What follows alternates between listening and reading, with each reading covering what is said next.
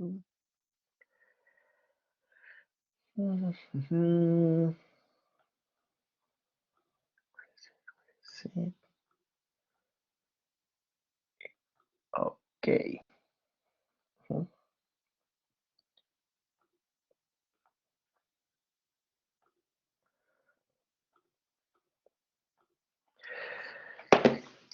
Okay, going back on track. So today we're gonna start talking about growth models. Hopefully we will have time to work on some of those of these models. Originally, the idea was to work on Tuesday on this approach, and today working with R.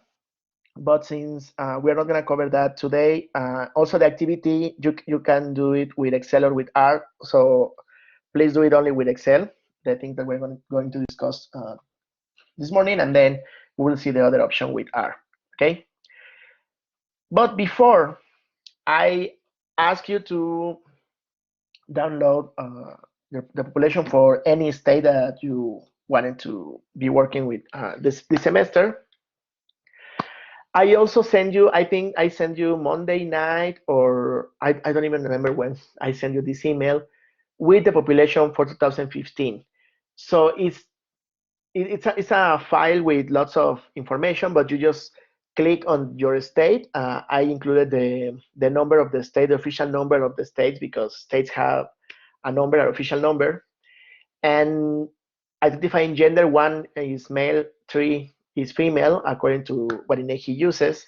So you only had to select the specifics for your state, and you can just copy and paste the information for 2015. So that was in the file that I sent you a few days ago.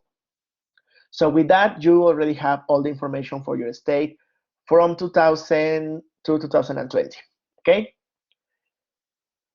So this is, again, ignore the optional because this was from last semester. I need to update these slides. But when last semester I was teaching this class, the information for 2020 census was not released yet, but then they released it the first month of class. So I made it optional for students to work with 2020, but now we have all the information that we need. So we are going to be using that information. So wait a minute. I don't know what's happening here. How should it look, the information that you have? Again, it's up to you the way that you have this information on Excel spreadsheet, but let me share my my complete screen instead of only this application. So you can see that actually that's the way I keep my information, okay? So this is information for 2000, well, the file I named it fall 2021 because it's the semester, and it should look like something like this. Of course, you can have the totals on top of all the way down. So ideally, you will have one spreadsheet with information by individual age for 2000, 2005, 10, 15, and 20. Here I have the total population. Then here I have male population. Let me change here. And then female population, okay? So it should look something like this. The only thing that I'm doing, I'm just decided to froze some panels in Excel so I can always identify the age. And if I move down, I can also see the year and the gender that I'm working with. If you don't know how to freeze these panels, essentially it's just here on, I think it's on view. Yes, and freeze and unfreeze panes. So essentially that's the way it's called here in Excel. And in Spanish is congelar paneles, creo. Again, this is the way that it should look for individual age, but also you should have it for age groups.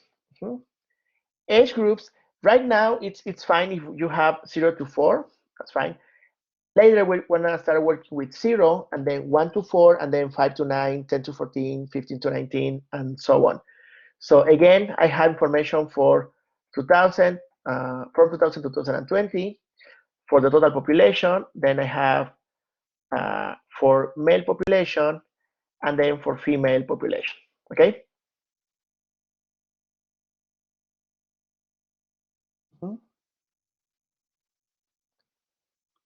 Uh, yes, you need all this information in one Excel file. You can have it in two spreadsheets, or you can have it in one spreadsheet. For me, it's easy. It's easier to have individual ages in one and age groups in another spreadsheet. But yes, again, this is the way my brain works. Probably for you, it's going to be different. Probably you work better with um, with a transpose matrix or of these things.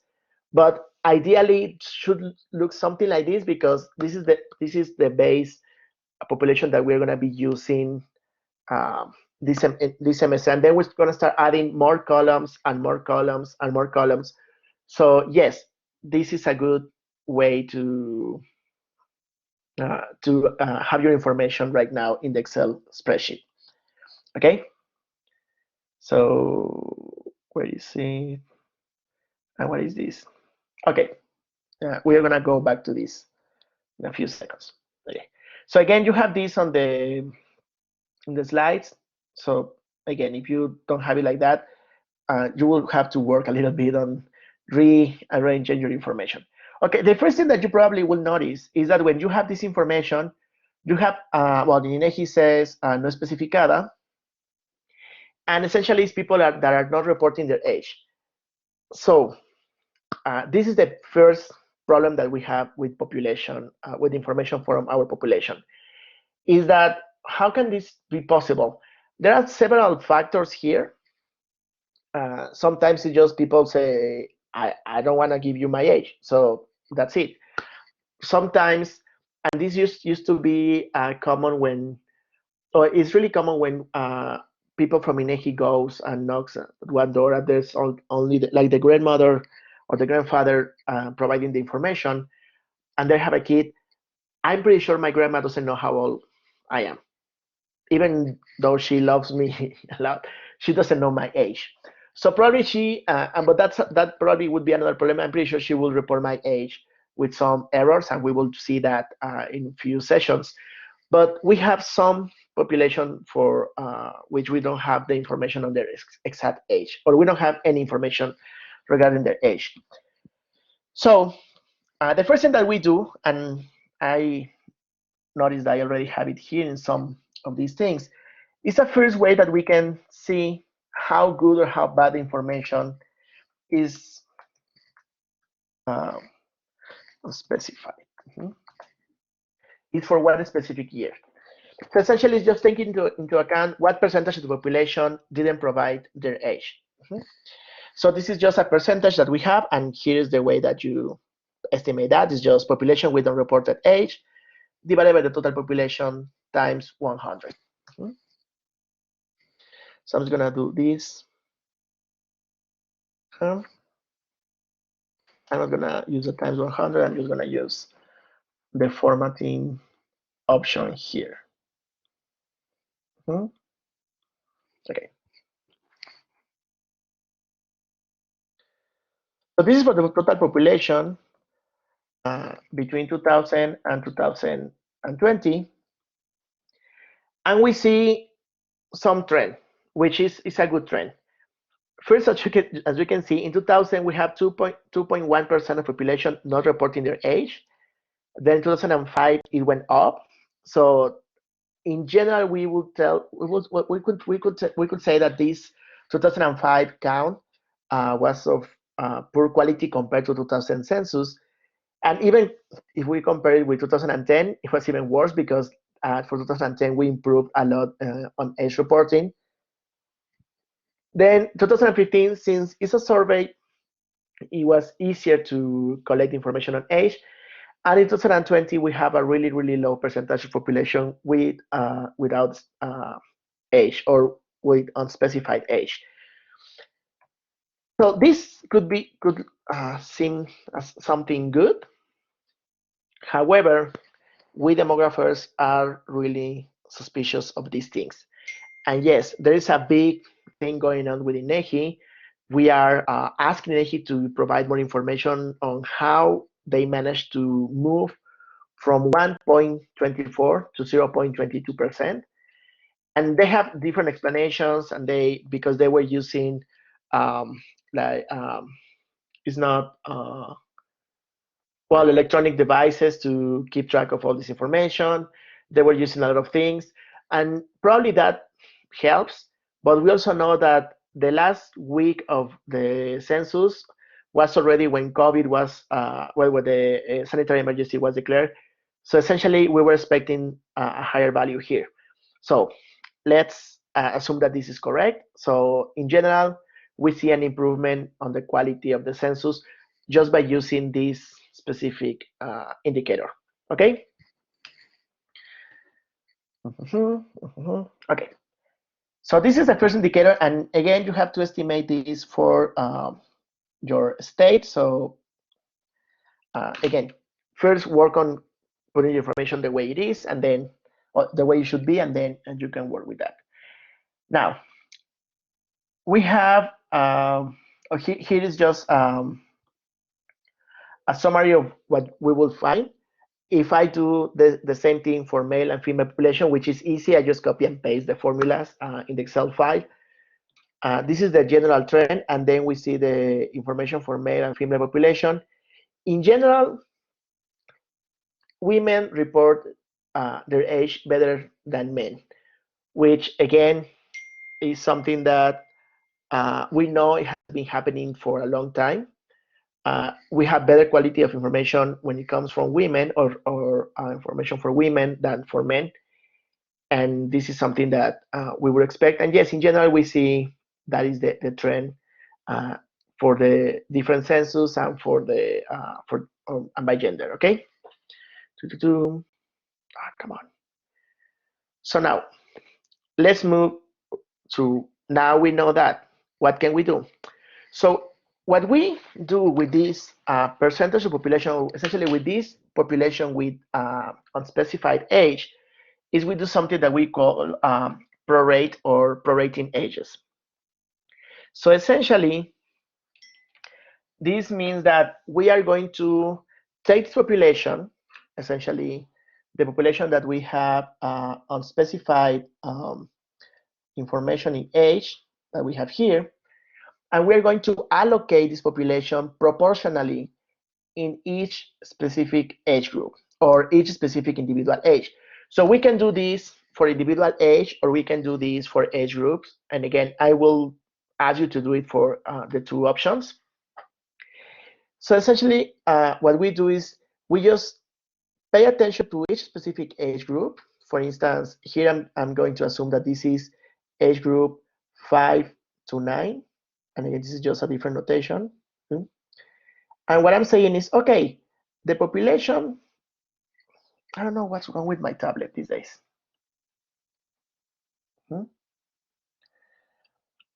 The population 5 to 9 that I'm going to estimate, this is a hat, is going to come from the population 5 to 9 that I already have, and I'm going to add one, what was that? Where did it go? Come on. Why are you hating me?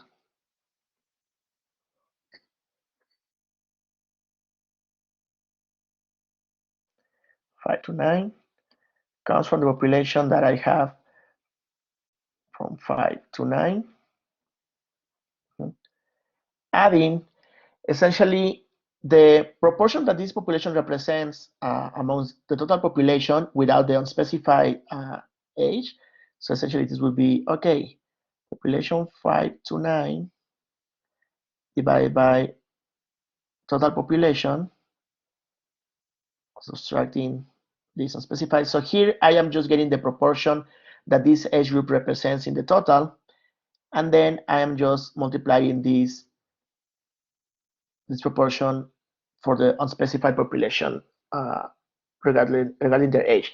So essentially, I am splitting this unspecified age population into small pieces, and these pieces I'm going to allocate them in all age groups.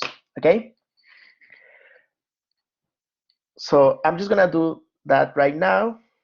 for my age groups. So I'm just gonna do it here. But it's the same thing for the individual age. So, and this is the reason I ask you to have the population looking something like this.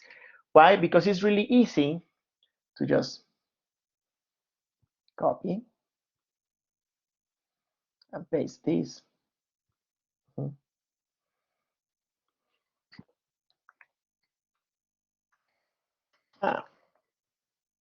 So this is going to be the prorated population, okay? So according to my formula, I'm not going to use the total right now. Well, I'm going to use it, but for the calculation, is if I want to estimate this new population age, I think this is 0 to 4 in 2000, I know this is going to come from the population age 0 to 4 in 2000. Then I'm going to add, let me, this, the proportion that this population represents from the total, starting the unspecified age, which I have down here, and then times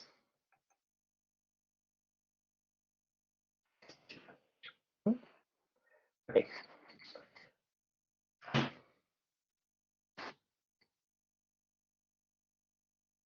I want you to see the formula.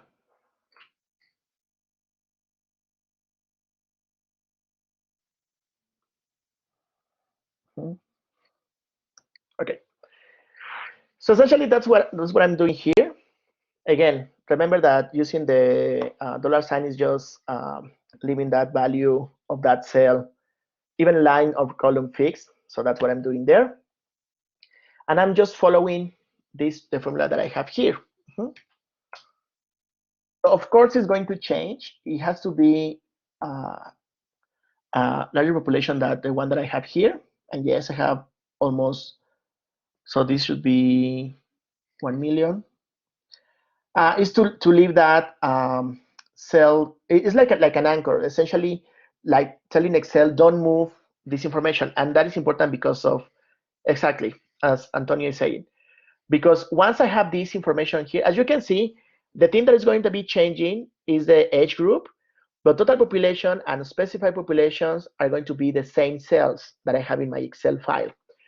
So since I use that here, I don't know, since I use that in here, I can just copy and paste this formula all the way down. And as you can see, let me see if I can make it a little smaller. Come on. Let me make it smaller so you can see the complete picture. Okay. And by the way, if you have Windows that you can add the dollar signs with, okay, of course you can type them, but you can press F4 and it will add the dollar signs. If you have a Mac computer, is with, I think is with Command T, I think, or Option T or Control T. I don't remember, but it's something with T. I just did it, but I don't remember how. It's just I already do it by like naturally. Okay, so this is the first formula. Okay, and since I have these two values fixed with the dollar sign, when I move to the next one, as you can see, the only thing that is moving is the cell that the cells that are moving are the cells without the dollar signs. So now I have C7 and C7, and all the other columns are the same, or the cells are the same. And then I can, no, this is not what I want.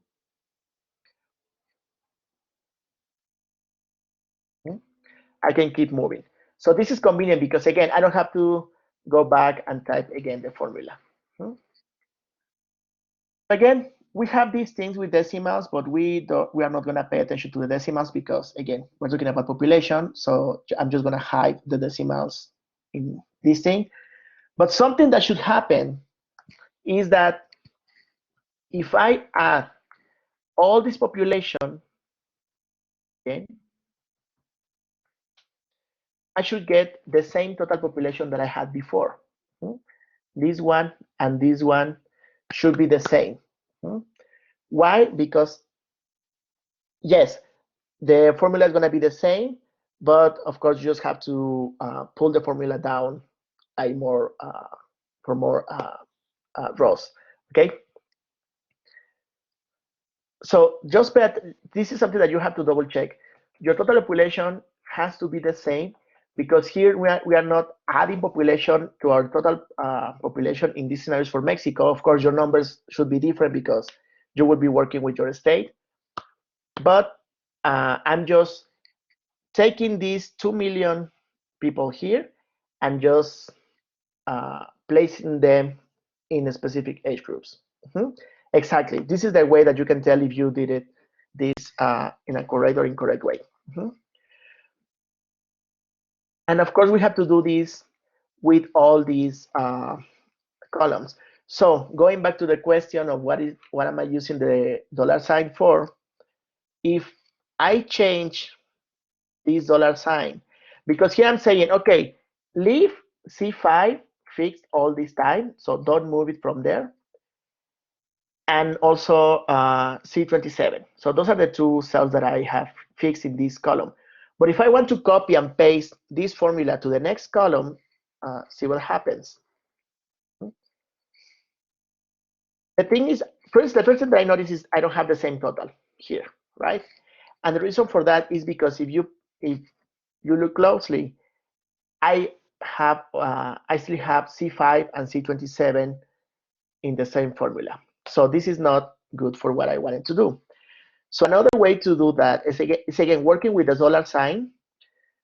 So I want this to move from C to D and from D to E and so on, but I don't want to move the number 5 and the number 7.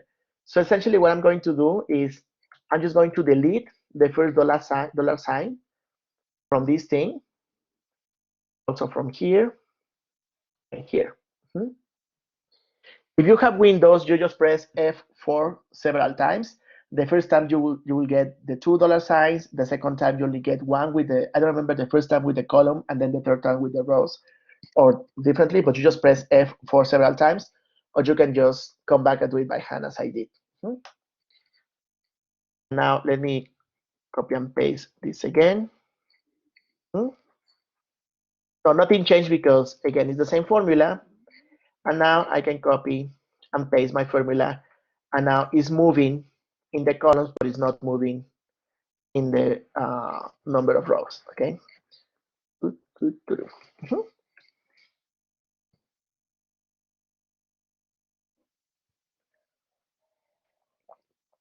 So again, this is, I just did it for the total population. You have to do it for the total population, male and female population, again, after the class. So the question that Ricardo was asking, is it the same? Yes, it's the same. So I'm just gonna do it here, but it's gonna be more time consuming because, well, it's not really time consuming. I just need to be careful with these things. So I'm just gonna delete the totals here. And again, population H0 in 2000 is going to be population H0 in 2000 plus this divided by total population. Is commando T in Mac computers. B3, then all the way down here.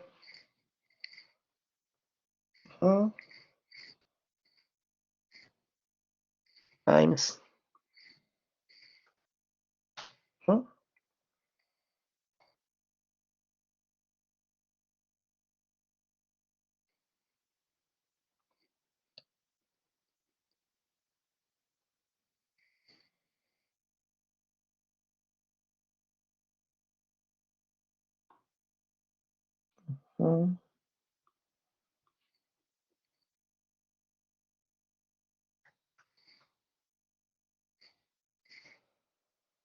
Okay, 97 million for A3 for 12. 97 million for A3 for 12. Okay, so yes, it's fine. Once I have this, and do it here for the total population and then the male population and female populations again. So again, you just have to be careful with the way that you're using your Excel files in order to be able to replicate these, like work smart, not hard. That's the saying essentially.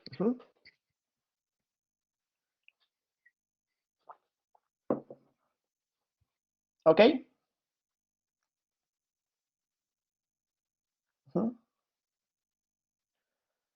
True.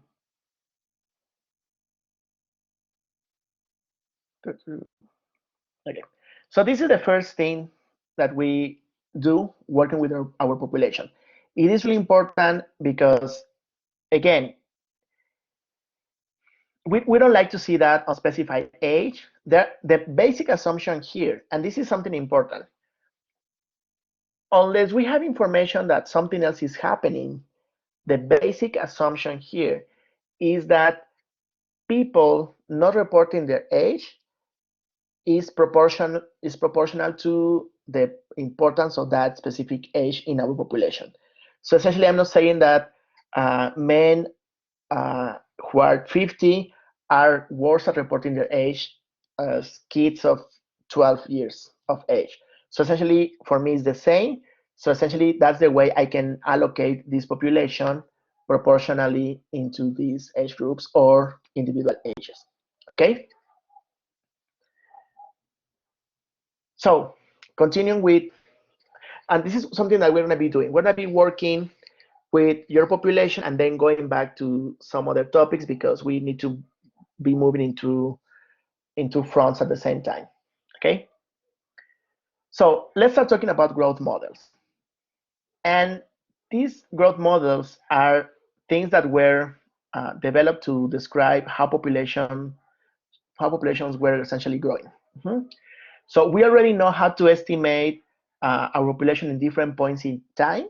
Essentially, if we use exponential growth rate, we just need to get this growth rate, and we can use any value of t, and then move our population from 1 year to population t years in the future or in the past, even if we have a negative value of t. Okay. So something that I estimated last time was the population growth for 2000. Well, I didn't have it like that, but we can do it really easily right now. But okay, I'm not gonna estimate this. But essentially, if I were to estimate population growth between 2010 2015, the population growth rate using this exponential perspective was 1.3% per year. Now, if using this growth rate, I estimate population in 2020, we were expecting something about around 128 million people. Of course, we didn't get 128 million. We got 126 million. And even though that population is in March, we can move the population forward, but we didn't get to this population. Why? Because we know that population dynamics change in those years. So using this growth rate essentially is assuming it has the assumption that the dynamics that we had before are going to continue in time. So essentially nothing changes. Okay, but we can use this same perspective and estimate population in 2030. Now the only thing that we have to use is the same growth rate that we have, the last one that we had. And now instead of using 5, because I'm not moving from 2015 to 2020, I have to move this population 15 years to 2030. And this is the population that we will get using this growth, this population growth. So essentially, this is what we do if we have no more information. Essentially, just taking the last piece of information that we have, the last growth rate, and just play with the value of t. So is this a good approach? Well, I say it's not, essentially. It's not a good approach because, again, a lot of things can happen. This growth rate is not taking into account COVID, which will have or is already having a significant impact in population. We will not see that impact in the first year, but probably in a couple of years we'll start having some impacts, not only in mortality but also in fertility and migration and so many things. So again, if we have no more information and we have nothing else to do, this probably could be a really good approach. But as we start moving away in time, these estimates are going to get really, really out of proportions. Hmm? I can just tell you that this is essentially the Mexican population is expected to reach, I think the maximum now is about 143 million. So even this population is way above the maximum size the Mexican population will reach or will reach. Yeah, I think that was in 2040 something. So again, this is really off uh, from these things. So we have another alternative.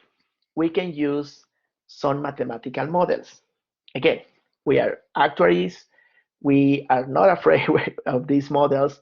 So the only thing that we need to do is to try to adapt the models that we already know or things that we know can work into this population growth. Okay. So one first model essentially is, okay, let's assume the population is growing in a linear fashion. Okay. So let's just fix a straight line. That's it, and see what happens.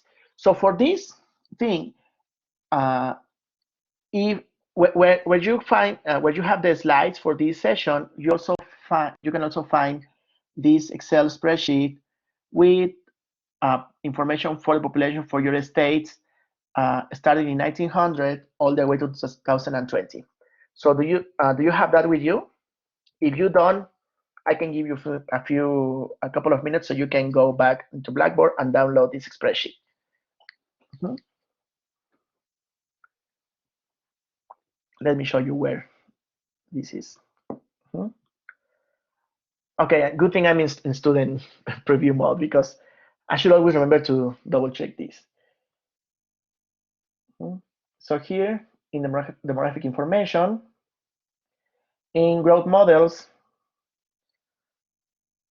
part A, here's the slides, and then this is the spreadsheet states 2020. It's an Excel spreadsheet. Download this, please, and open that spreadsheet. Mhm. And let me know when you have it.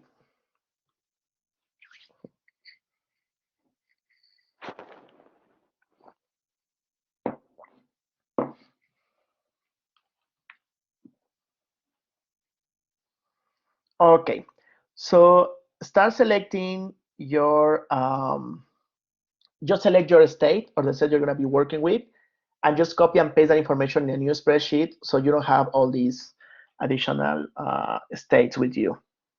Hmm?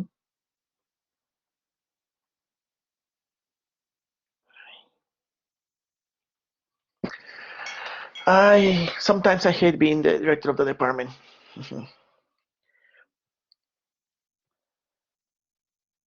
Okay, is here in learning models, the first section where you have growth models, part A, is right next to the session 3 slides. It's called States 2020.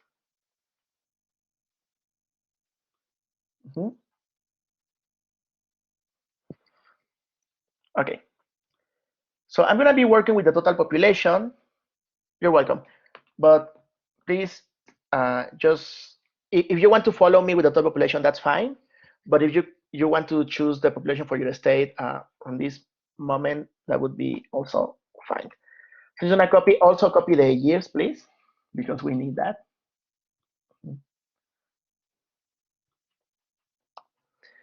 And piece of advice, paste it as a transpose matrix with values. Mhm.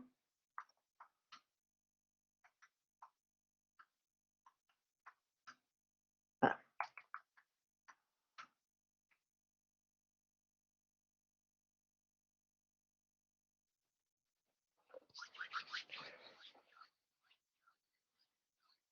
Okay. So now let's see the first model that we can do for this. So I don't know if I have the slide here with this thing. Okay, yes. So let's start by changing a little bit. Okay, if you have Windows, well, the easiest way is you just copy the information, and before pasting, you have two options. You go here to paste special in the menu, pegado especial, or you right click where you want to paste, and you also have the option of paste special, pegado especial. And I think using the keyboard it was comando C, no, control C es copiar, y con pegado especial es control V, o algo por el estilo. If you have Mac computers, that's easy because that's the one that I have. You copy and you just, before pasting, you just press Control, Command, and V, and this window will pop out. Control, Comando y V de vaca, y aparece esto.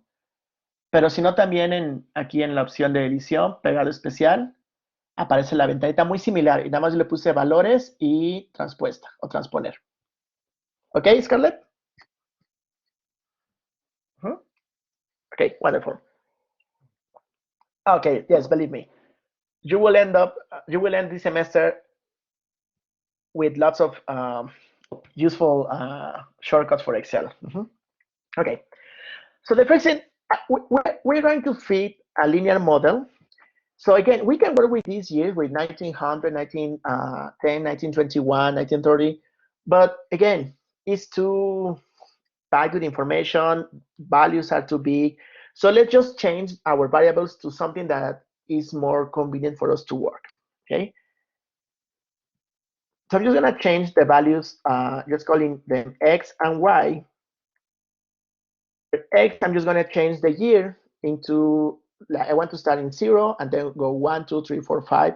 And of course, 1921 is going to be 2.1 because that was the year when the census was taken.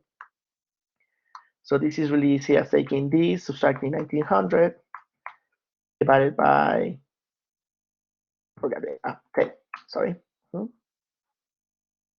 Room. And, okay. There you go.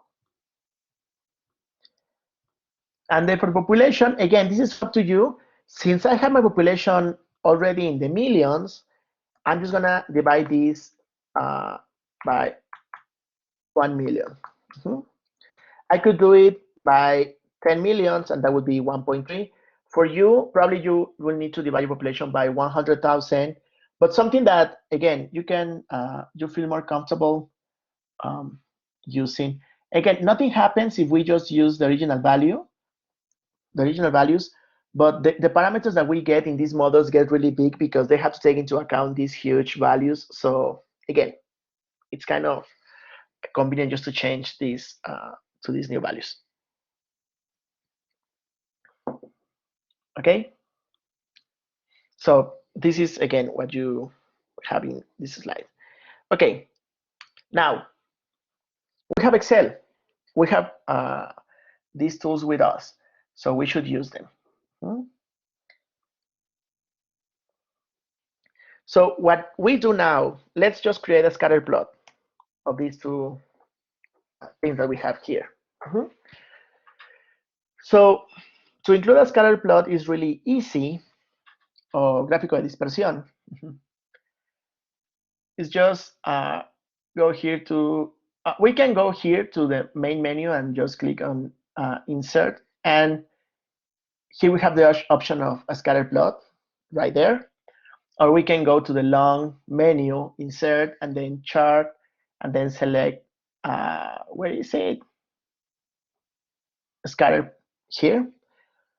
Or sometimes, or some computers, you already have the option there, and when you select the two columns, it would immediately suggest a scatter plot.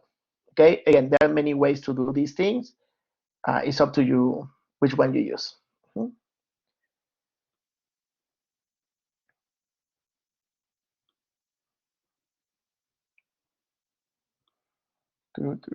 Okay, so you should get something. Of course, this is for the Mexican population. You should get something pretty similar, unless you have, for instance, Quintana Roo, which again will be really, really low and then a big jump. Or if you have Mexico City, you will see that it's already kind of reaching a plateau in recent years. Or if you have, let me think what other state could have weird behavior. But again, something like that. F3, yes, it's just my population. I divided this population by 1 million. But again, you can use 100,000 if your population is, most populations will be really small. So I will go with 100,000. I use 1 million because I'm using the Mexican population, like for the country. Mhm.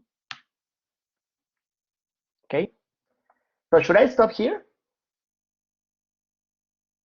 A couple of minutes, probably. Yes. Please ask me to stop. Mhm. Okay. I can wait for you to get your scatter plot, and then we continue the class. Mhm.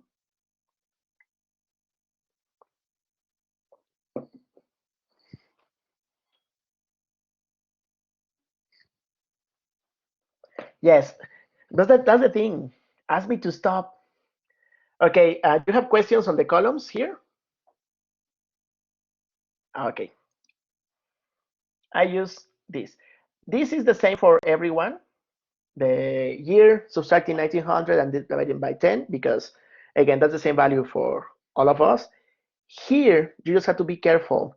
And here I'm using 1 million because my population is already in the 13 millions in 1900.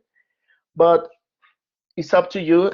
Just be careful. Probably for you, you should change this to 100,000 or 10,000 or something like that. I don't know what's wrong with my tablet, so I think I should look for my iPad. I don't know where is it. Okay, there it is.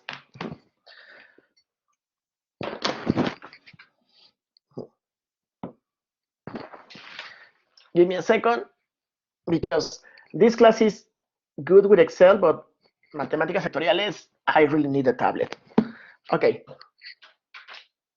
exactly. I just want to have like smaller numbers, something that we can handle. And again, it's not that we are going to handle those numbers. Excel is going to handle the numbers, but you will see why in a few seconds.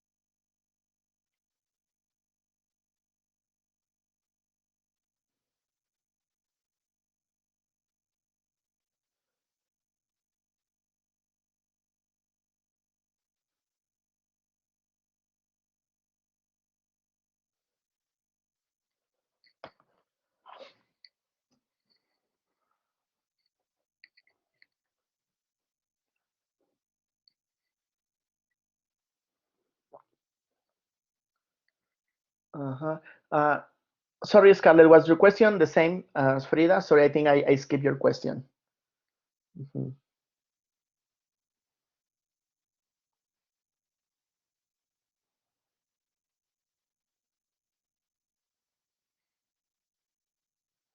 Okay, I'm guessing yes, it was the same. Mhm.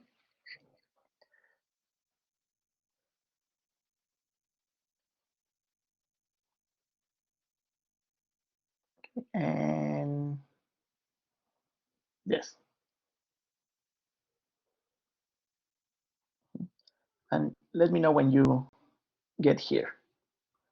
I'm gonna start making my plot pretty.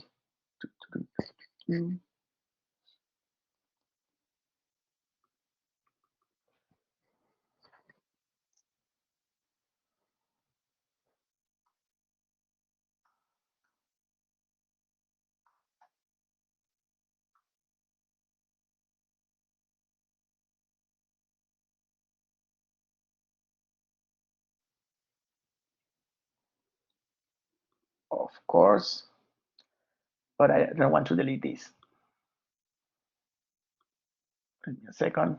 Okay, so once you have your columns here, X and Y, you just select all the values. And remember, in order to select all the values, you just place I don't know how to the selected cell in the first one, and then just hold the shift key, and then with the arrows that you have in your keyboard, just one to the right and down. Sorry, with shift and I think it's control in Windows, and shift and command is you can select everything at the same time. Yes, in X you should all have the same values. Okay, and once you have selected, or again, you can just use your mouse to highlight all these values. Again, is the same. And once you have this, just go to Insertar, and here you will get the option of scatter, XY scatter, or just go to the long menu, Insertar, Chart, Scatter, and just click, and you will get it.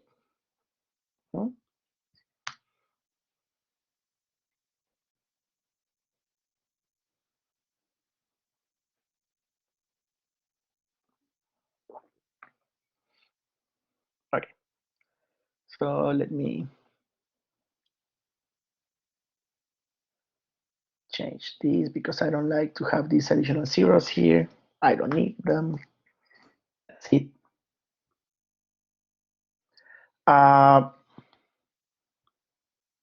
Well, this column, again, it's up to you. If you have, say, okay, I don't get your question, Alejandra. Ajá, bueno, es que eso lo hizo hace rato que solo puso, por ejemplo, la fórmula de la primera de X, la primera de Y, y después como que hizo para abajo y se rellenaron las demás.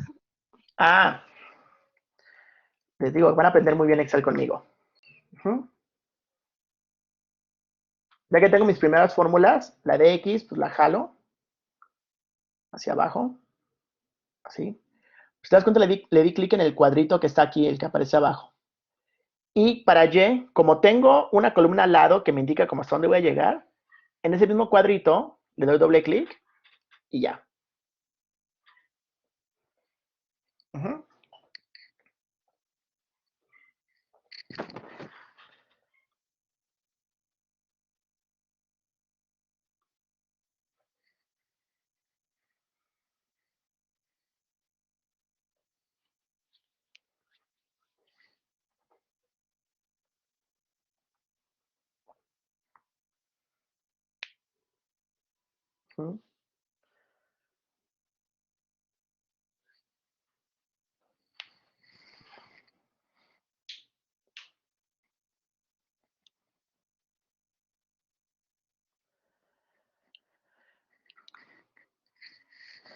Okay, is anyone here with the scatter plot?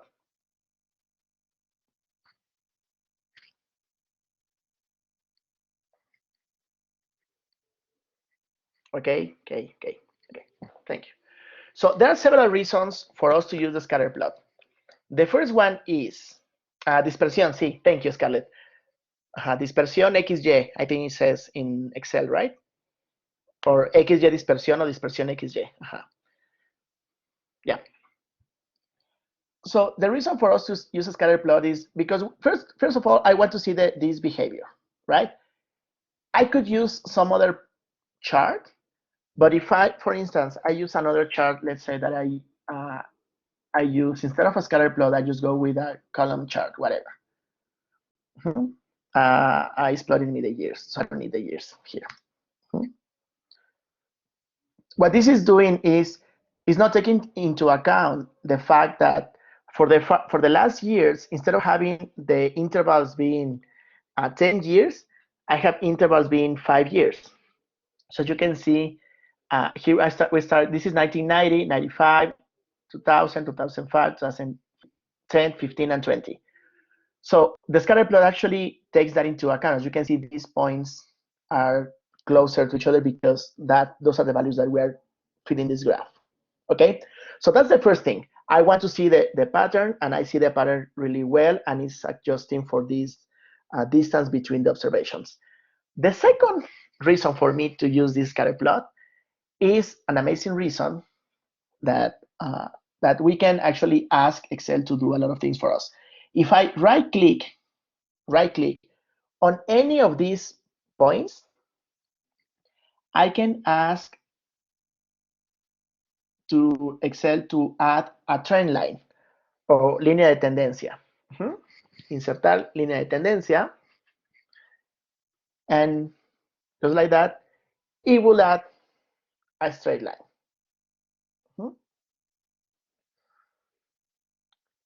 Since right now we are in the linear model, here you can see I already have so many options, but let's keep it simple right now. In the linear model, essentially, what we have is just a straight line. So how can I get the values for this? It's really easy. Here in the menu, it says display equation or mostrar ecuación. Okay? And here I have the equation for this straight line. And this is one of the reasons I ask you to change the values of the years and the population. Because while you do this, let me repeat everything with these values. Right, just insert, scatter plot. The pattern is essentially the same. The trend line should look similar. But when I add the equation, look what happens. Because we have really, really large values, this goes immediately to scientific notation. Doesn't matter, I can change that. I can change this to ask Excel to display as many numbers and as many decimals as I want. Let's say I want 5 decimals, but it's awful. It's a really ugly equation. Okay, it's not ugly equation, it's just a straight line, but it has too many numbers and it gets confusing. So it's way better to have this equation like that, right? Okay. You already have econometría 1, Jordi? Okay, I'm gonna go back to that. In terms of assumptions for linear regression, this is not per se a linear regression, Jordi. Yes, it is close to a linear regression, but that's thing from another topic.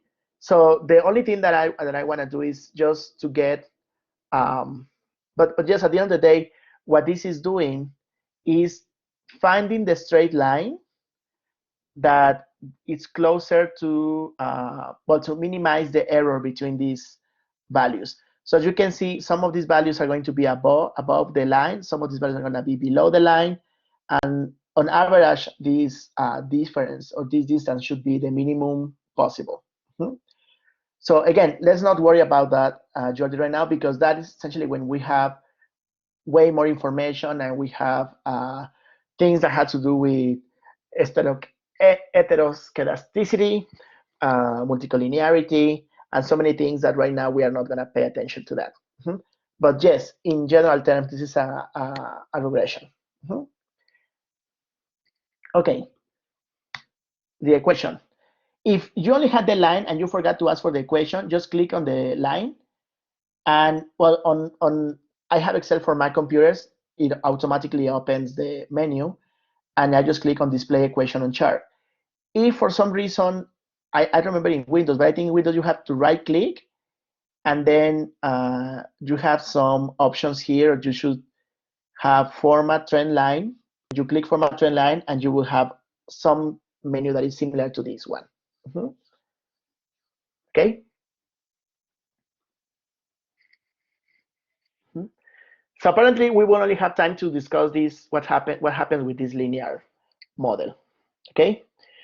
So now that we have this linear model, essentially what we can do is just get values for different years.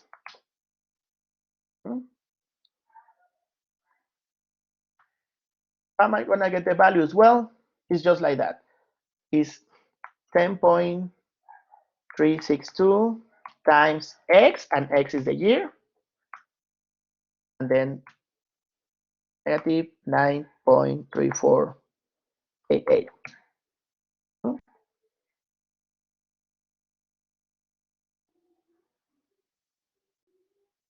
3 years.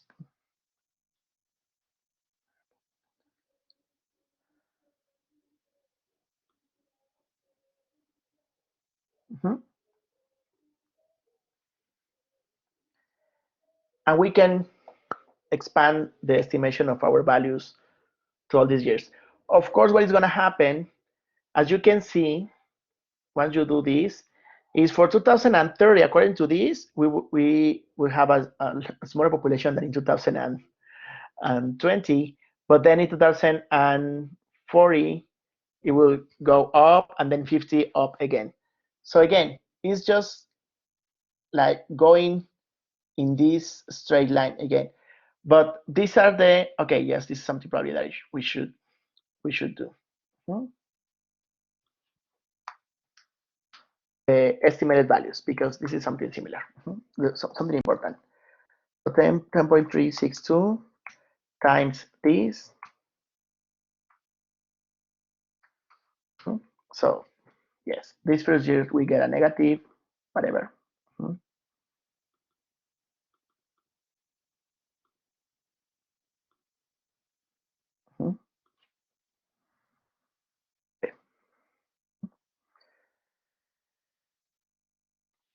So essentially, these are the values that our equation, our linear equation, will predict for our population if, and this is important, the first assumption that is not that I am avoiding Jordi's question. The first assumption that we have here is that these values actually follow a linear trend, which of course they don't, right? They have all sorts of behavior, but not a linear trend. So yes, this is a really weak assumption. So yes, Jordi, that this would be a big, if you submit this as a final paper, I will fail you in this class. But this is a first approach, okay? If for some reason we say, okay, yes, they are linear, this would be then the estimated values that we have for population. Some years we have a really good estimation, like around here. And in the 90s, I believe, yes, around here. And that's it. But after these years, we have really, really bad estimations because, again, the way population is behaving is not a linear, it's not a straight line, okay? But this is just the first approach to this, okay? So, are you all there with me?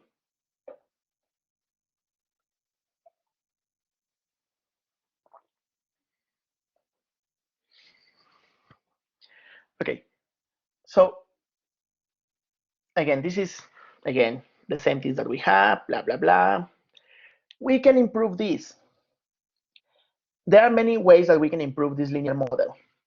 Let's start saying, okay, I don't think this is linear at all because here we have really small growth, but kind of probably if I pay attention to this point, or probably this point, it kind of looks like a linear, like a straight line, or resembles a straight line in a better way than before.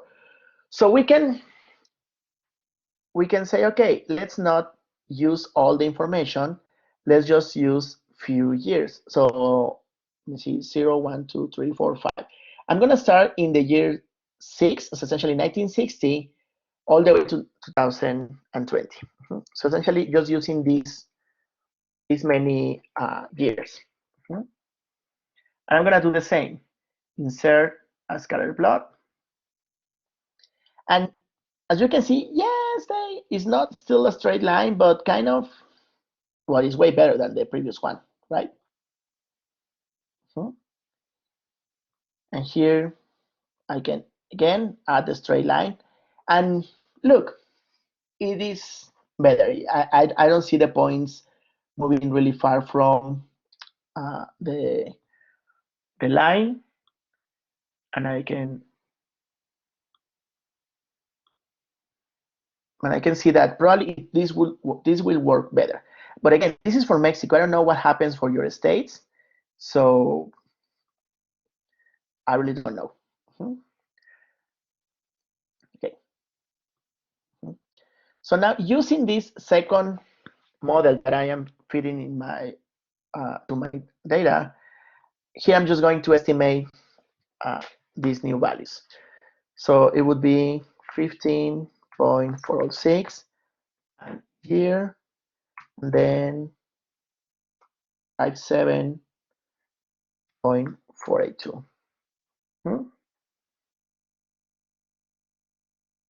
And then I can go all the way here.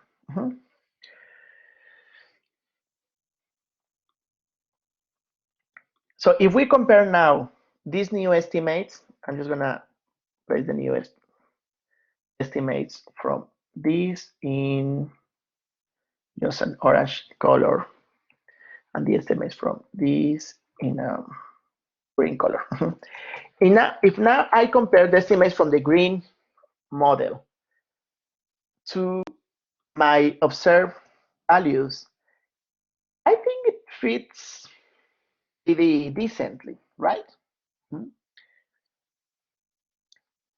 So now, if somebody asks me, okay, so what's the population that you expect in 2030? Even with this, I don't feel comfortable saying that it's going to be 142 million, even though I know it fits better the previous observations, because first of all, I am ignoring past patterns. So essentially, I'm just paying attention to this small area, which again, probably is not going to be good to estimate things in the future. But what if somebody is asking me, okay, tell me the population in, I don't know, in 2019? Probably that is something that I can feel comfortable and saying, okay, 2019 be 11.9, right? So I can tell, okay, the population in 2019, I'm assuming, I'm guessing it was 125 million. Which again, since in 2020 population was 126 million, is not that far. But in the previous model, I will estimate 113 million, which is really off, right?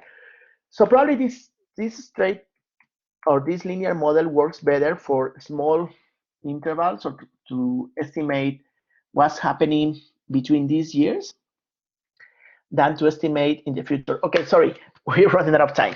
So let's leave it here. Next session, we're going to start again with these models, and we're going to see what other models we have to estimate real population trends that are not going to be that as simple as these models. So with this in mind, I'm going to change the submission dates for the activity 2 because you're supposed to use these models. So don't worry, I will change that later tonight. But the first activity, you already have to submit the doubling time, population growth, and mid-year population with the total population for your state. Okay? So questions here? No, you need to do more things. So let me stop this.